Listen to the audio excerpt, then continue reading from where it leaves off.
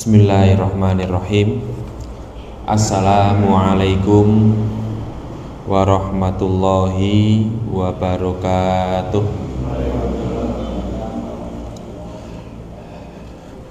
Alhamdulillahilladzi hadana lihada wa ma kunna linahtadiya laula an hadanallah.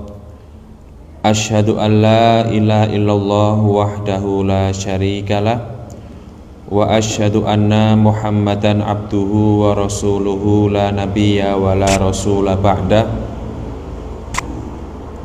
Allahumma salli wa sallim wa barik ala rasulillah wa ala alihi wa sahbihi wa man walah wa la hawla wa la quwata illa billah, amma ba'du.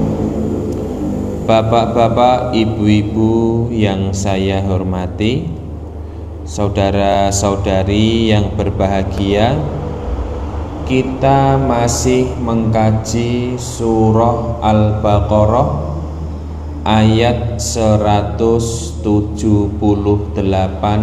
dan 179. Kita masuk ke dalam tafsir ayatil ahkam atau tafsir ayat-ayat hukum yang saya ambil dari kitab yang ditulis oleh Syekh Ali As-Sobuni. Pertanyaan pertama yang diajukan oleh Syekh Ali As-Sobuni di dalam kitab ini yaitu,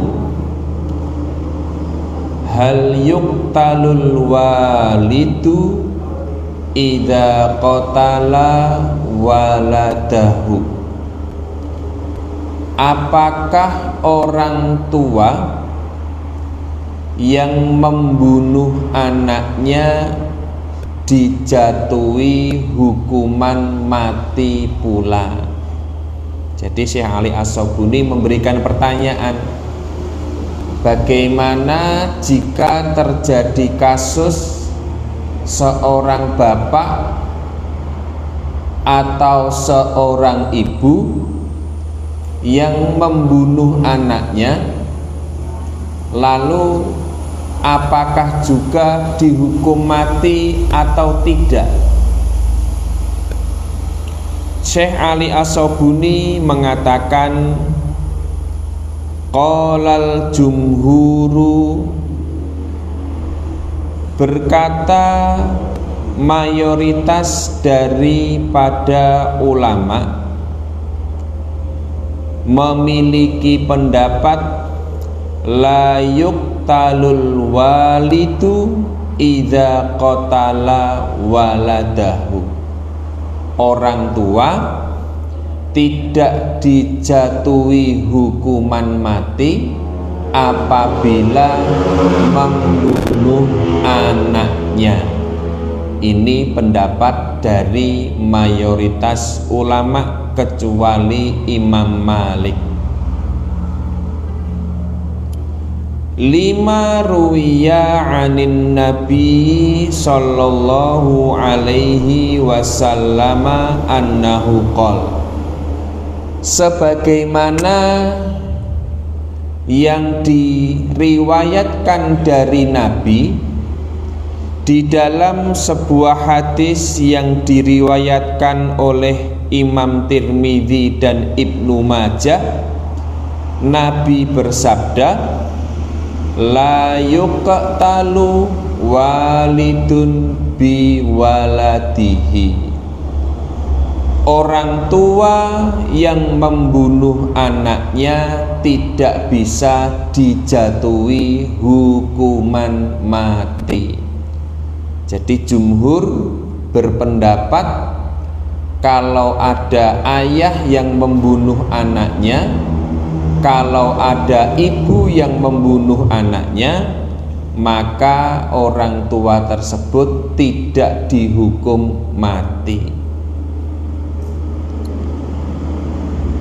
Qalal Jassasu, seorang ulama yang bernama Al-Jassas berkata, wahaza khabarun mustafidun masyhurun. Hadis ini yang mengatakan la yuqtalu walidun biwaladihi, hadisnya adalah hadis yang sangat masyhur, hadis yang sangat terkenal, hadis yang sangat viral. Waqad hakama bihi Umar bin Khattab. Tidak hanya berdasarkan hadis dari Nabi, begitu juga Umar bin Khattab memutuskan sebuah hukum terhadap seorang atau orang tua tidak bisa dihukum mati karena membunuh anaknya.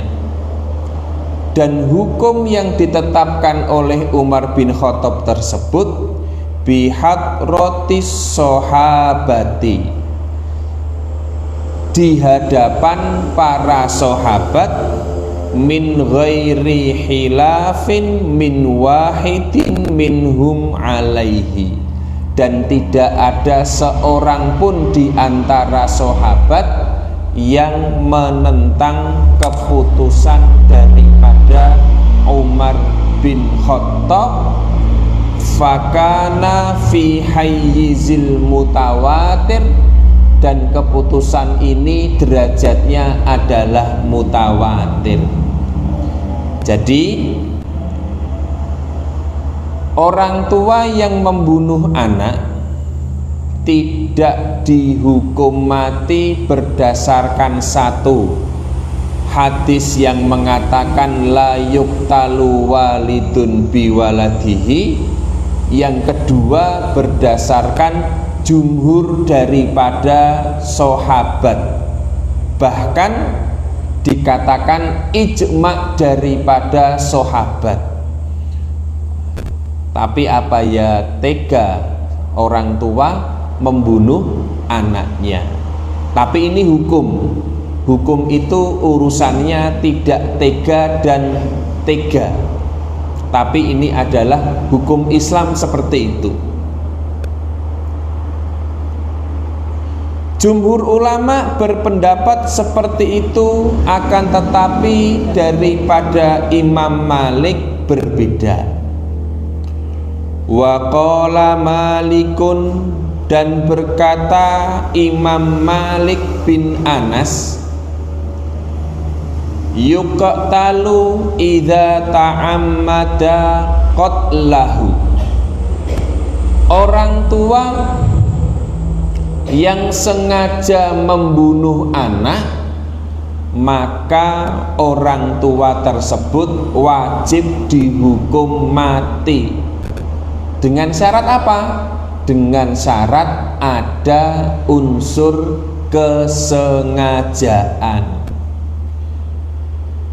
Kemudian Imam Malik memberikan contoh, bi an auja'ahu, anak itu dibaringkan di atas kasur atau di atas meja atau di atas kursi, wa dzabahahu, kemudian orang tuanya menyembelih anak tersebut.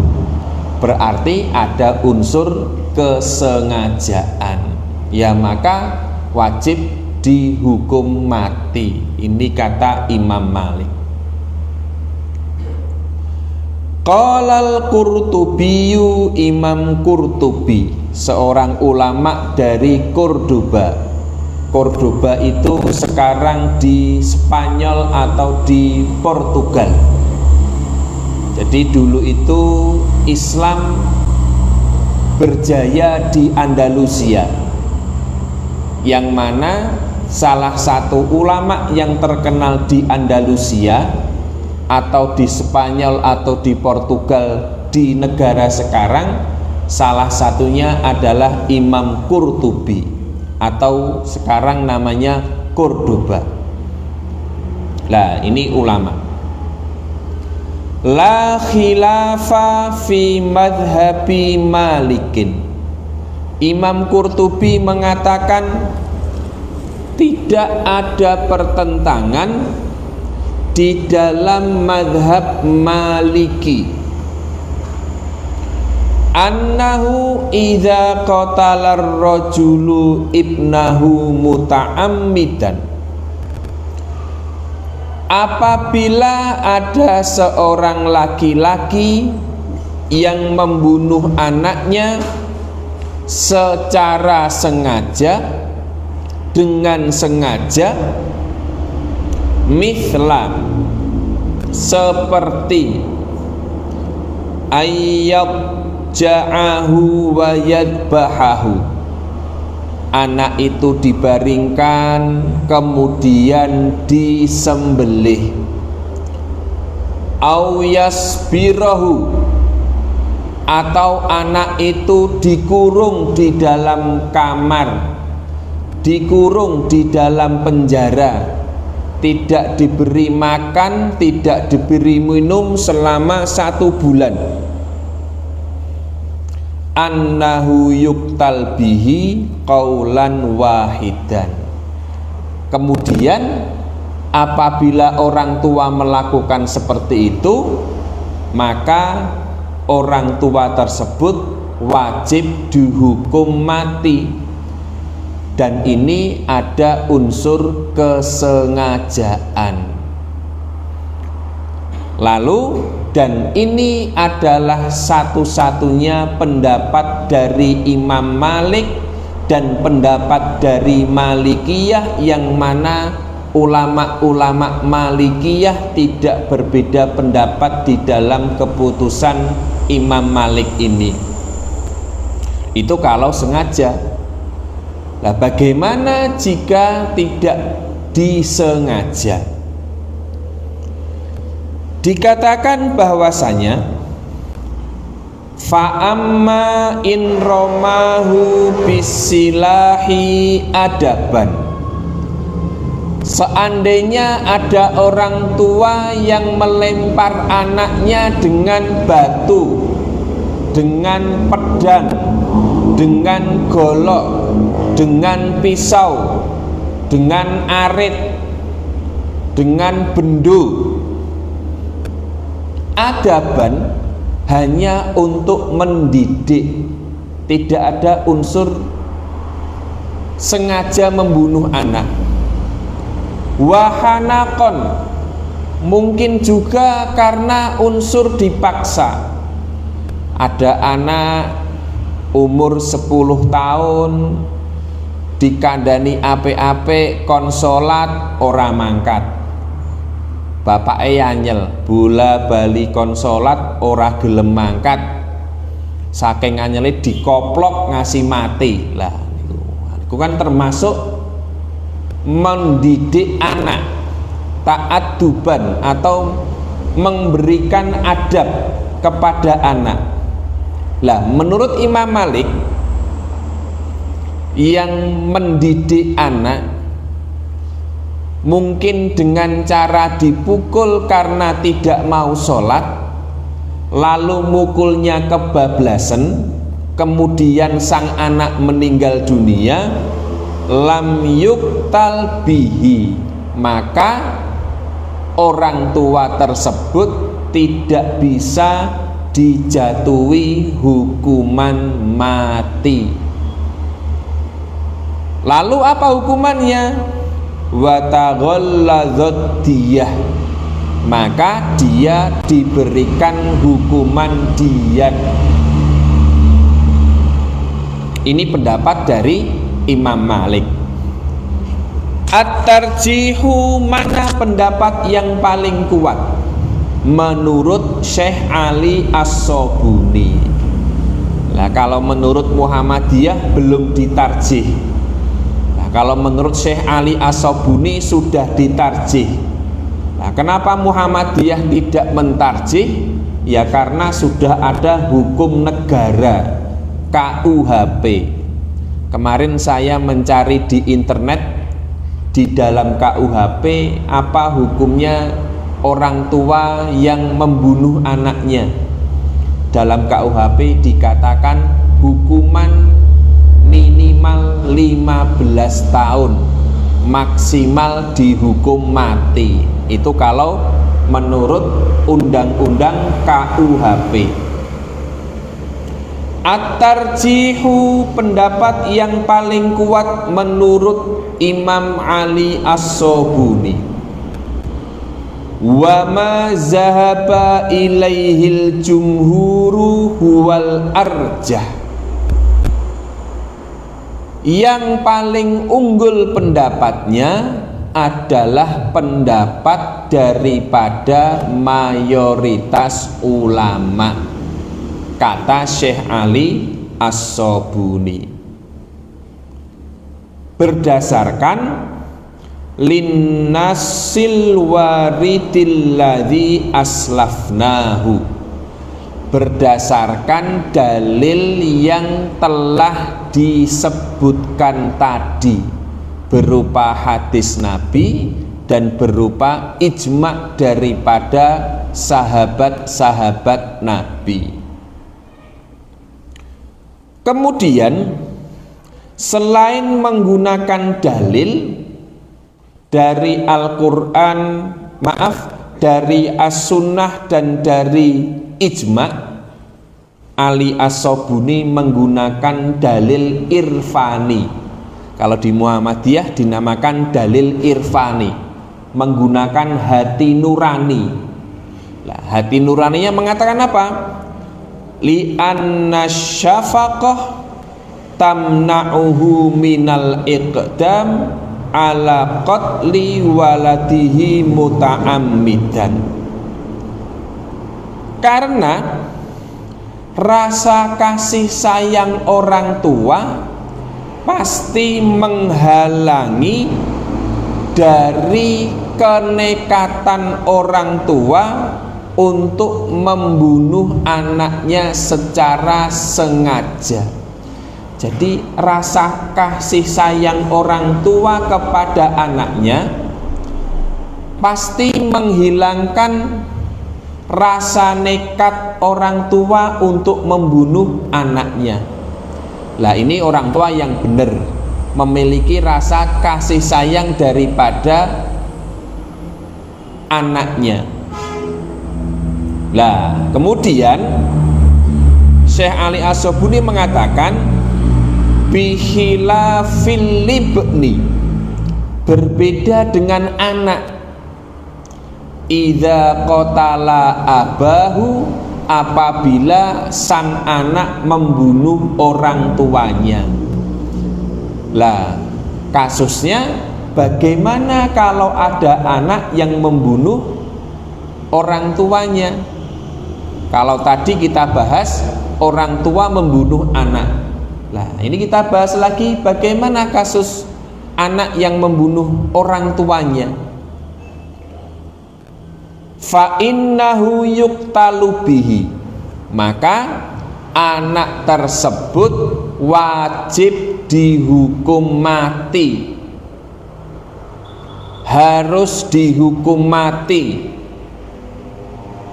min ghairi khilafin, dan ini para ulama tidak berbeda pendapat.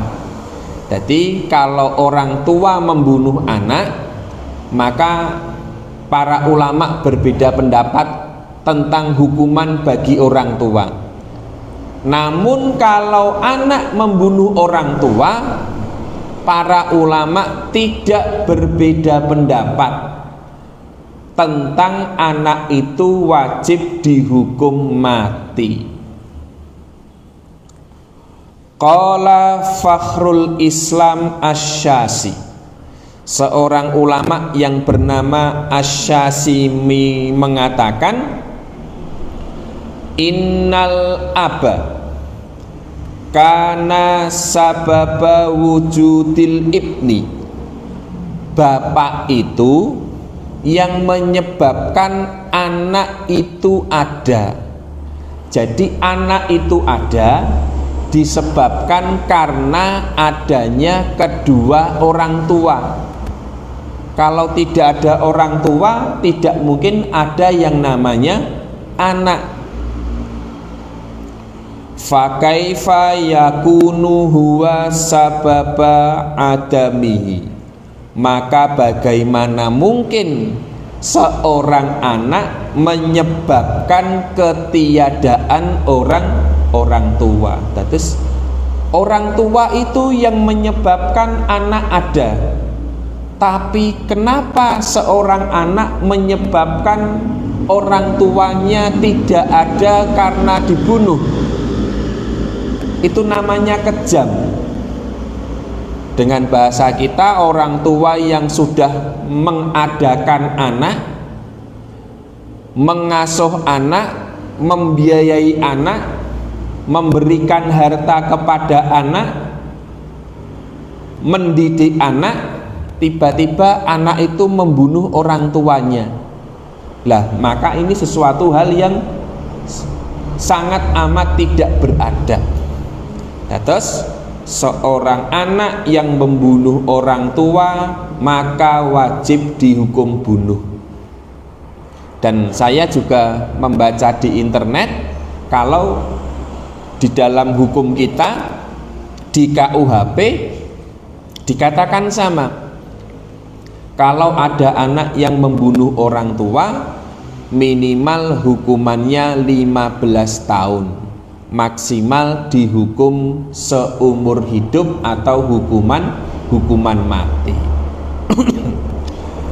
Kemudian bapak-bapak, ibu-ibu yang kami hormati, hukum selanjutnya yang disampaikan oleh Syekh Ali As-Sobuni, beliau memberikan pertanyaan,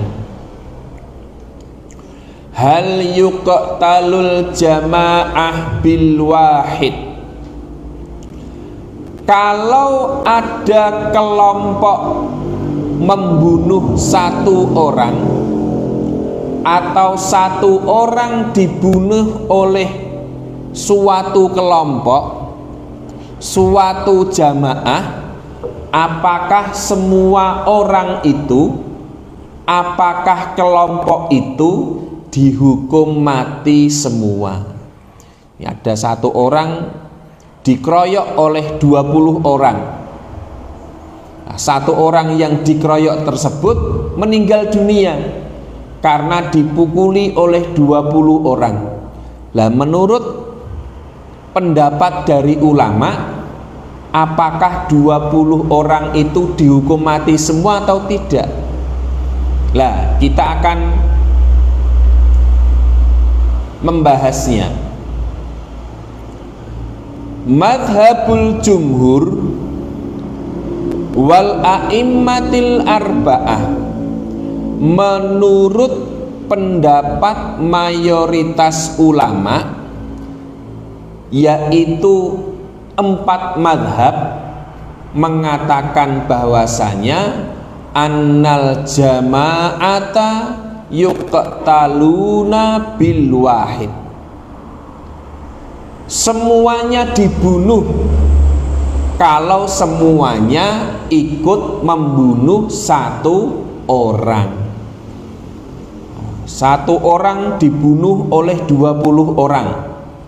Lah, menurut hukum kita, yaitu hukum agama Islam, ya 20 orang itu dibunuh semua, meskipun dia membunuh satu orang. Madhabu Zahiriyah, ada sebuah madhab yang bernama madhab Zahiriyah yang digawangi oleh Ibnu Hazm Az-Zahiri.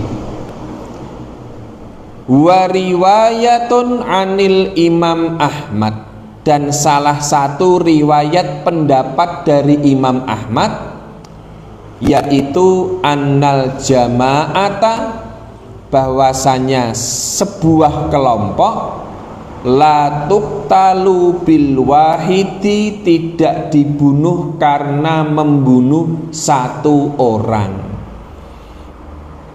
Lah, apa dalil zahiriyah ini? Dalil zahiriyah juga memiliki dalil. Terus semuanya itu memiliki dalil. Yang berbeda adalah pemahaman terhadap dalil. Dalilul zahiriyah, dalilnya orang-orang yang bermadhabkan zahiri, yang mengatakan jamaah atau kelompok tidak boleh dibunuh karena membunuh satu orang, yaitu bi ayatil qisosi, berdalil dengan ayat kisos Al-Baqarah 178 yang mengatakan kutiba alaikumul qisosu fil qatla, diwajibkan atas kalian kisos di dalam kasus pembunuhan. Faqad syaratatil musawah wal mumatsalah, di dalam ayat ini disyaratkan ada kesamaan dan persamaan. Ya, kan kalau membunuh satu orang ternyata yang menjadi pembunuh adalah 20 orang, itu tidak sama. Antara 1 dengan 20 tidak sama. Wala musawata bainal wahid wal jamaah, dan tidaklah sama antara 1 dengan sebuah kelompok. Tidak sama antara 1 dengan 20. Maka harus ada yang namanya musawah atau persamaan. Ini kata kaum zahiriyah. Kemudian orang-orang zahiriyah juga berdalil dengan Al-Maidah ayat 45.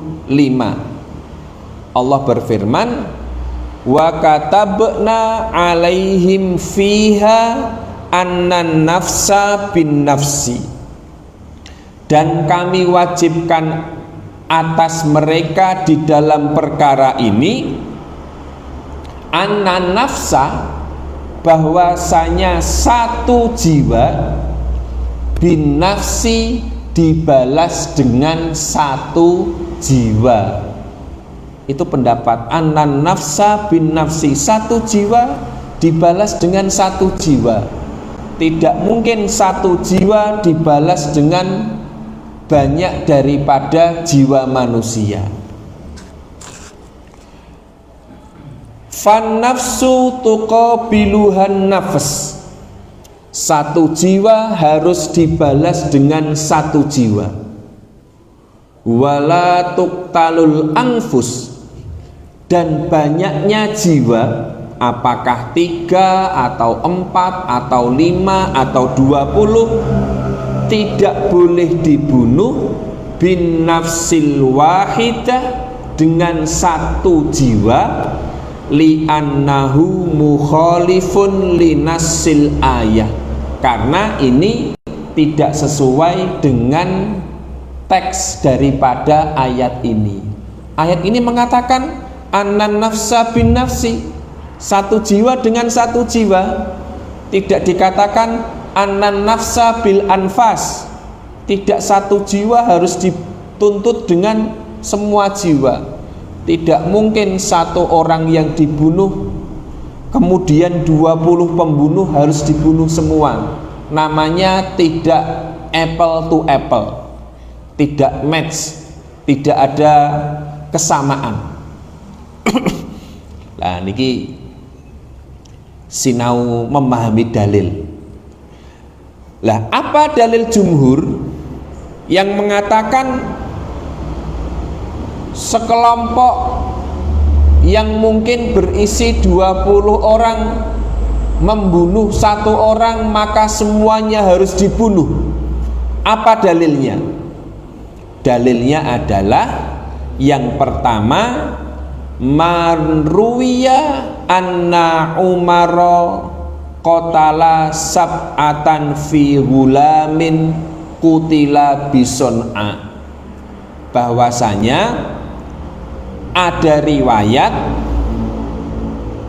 Umar bin Khattab menghukum mati 7 orang karena membunuh 1 orang di Son'a, Yaman. Jadi Umar bin Khattab pernah menjatuhkan hukum kisos kepada 7 orang disebabkan membunuh, menghilangkan nyawa satu orang. Jadi 1 orang nyawa yang dihilangkan dibalas dengan 7 orang yang dihilangkan nyawanya. Sampai-sampai Umar bin Khattab berfatwa seperti ini, lau tamala'a alaihi ahlus Son'a, sekiranya yang membunuh 1 orang ini seluruh penduduk Son'a. Jadi mungkin itu seandainya nggih, ada 1 orang yang dibunuh oleh 1 kelurahan di Ampel. Nah, ini Umar bin Khattab mengatakan, kalau 1 orang dibunuh oleh 1 orang di desa tersebut, laqatal tuhum, maka semuanya akan aku hukum mati. Itu kata Umar. Si jiwa enek wong sing nyawane ilang, wah, wong sak desa tak pateni kabeh. Mboten bain-bain niku Umar bin Khattab niku. Pokoknya mboten cocok nek maling dijotosi ngasih mati niku Umar niku mboten cocok niku. Lah terus pripun? Ya nggih diputer teng kantor polisi. Lah itu kata Umar bin Khattab.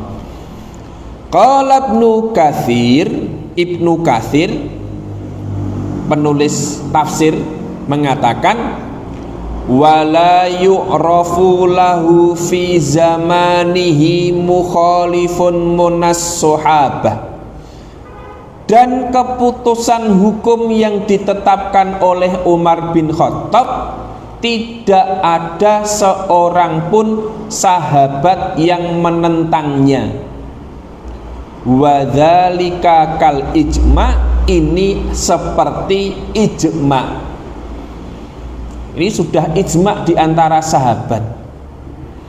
Sudah, wah, mboten wani yang menentang keputusan Umar bin Khattab pada waktu itu. Nek kula gadah kitab teng griya niku judule Al-Mustasfa, karanganipun Imam Ghazali. Iku kitabe unik.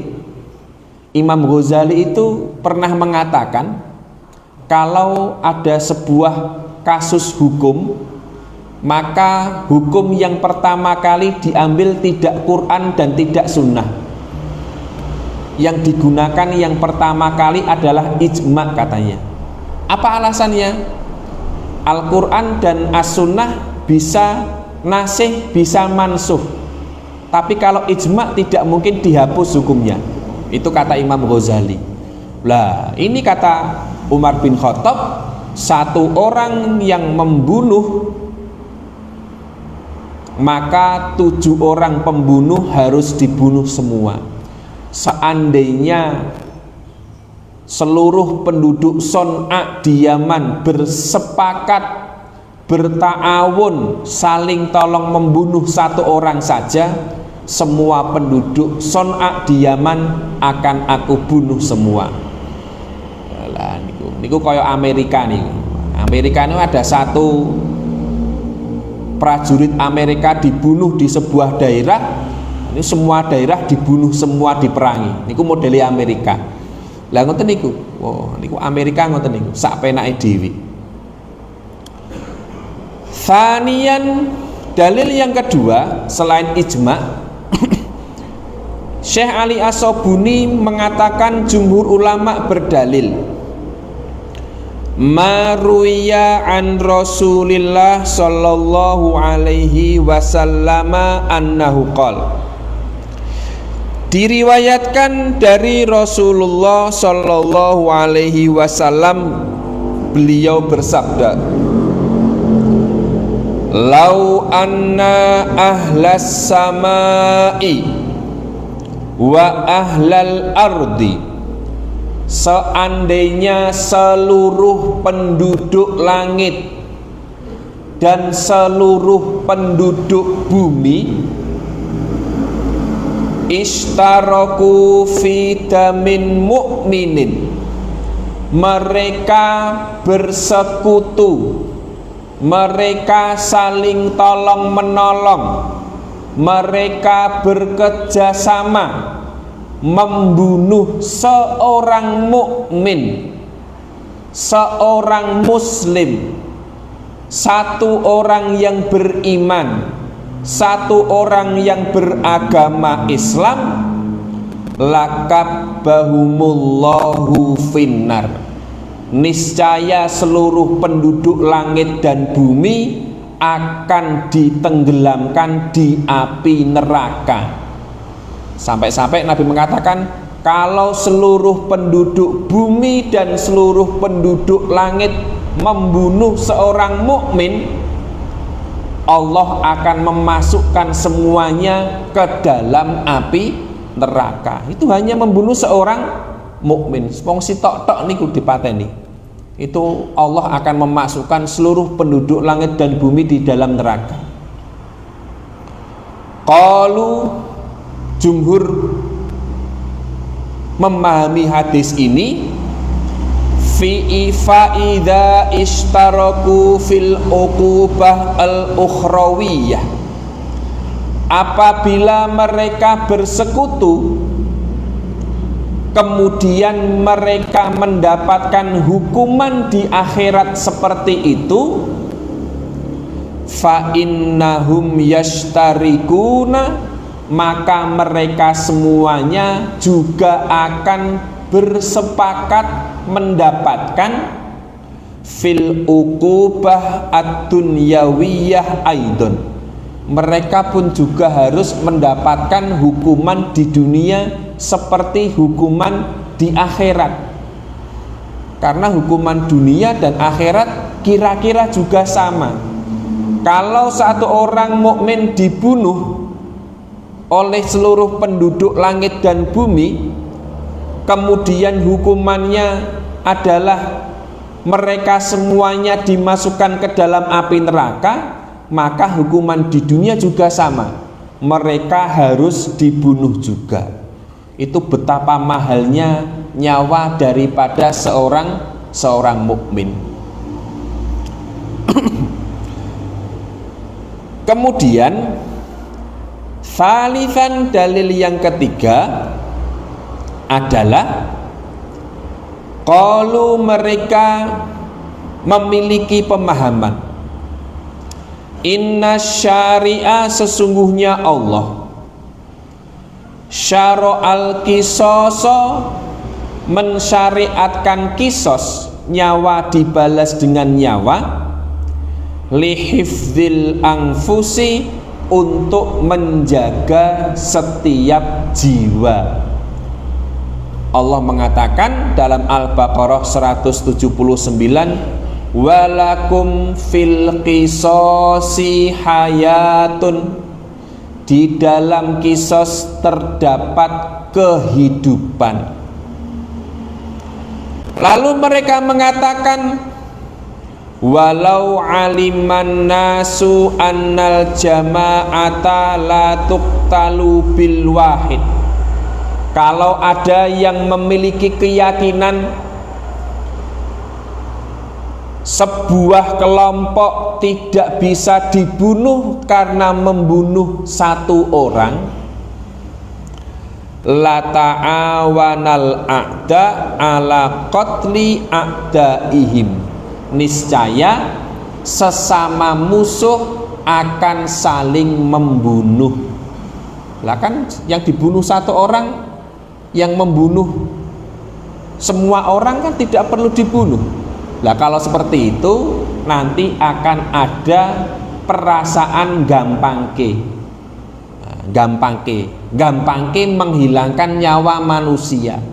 Lah kalau modelnya gampangke menghilangkan nyawa manusia, maka tidak sesuai dengan firman Allah, walakum fil qisasi hayatun, di dalam kisos terdapat sebuah kehidupan. Summa, kemudian lam yuktalu, mereka sebuah kelompok yang membunuh satu orang tidak diberi hukuman mati, fatadi'u dima'un nas, maka darah manusia akan tercecer di mana-mana. Kasus pembunuhan semakin meningkat. Wayan tashirul baghi wal fasad fil ardi, kerusakan, kehancuran akan tersebar di muka bumi ini. Ini kata jumhur.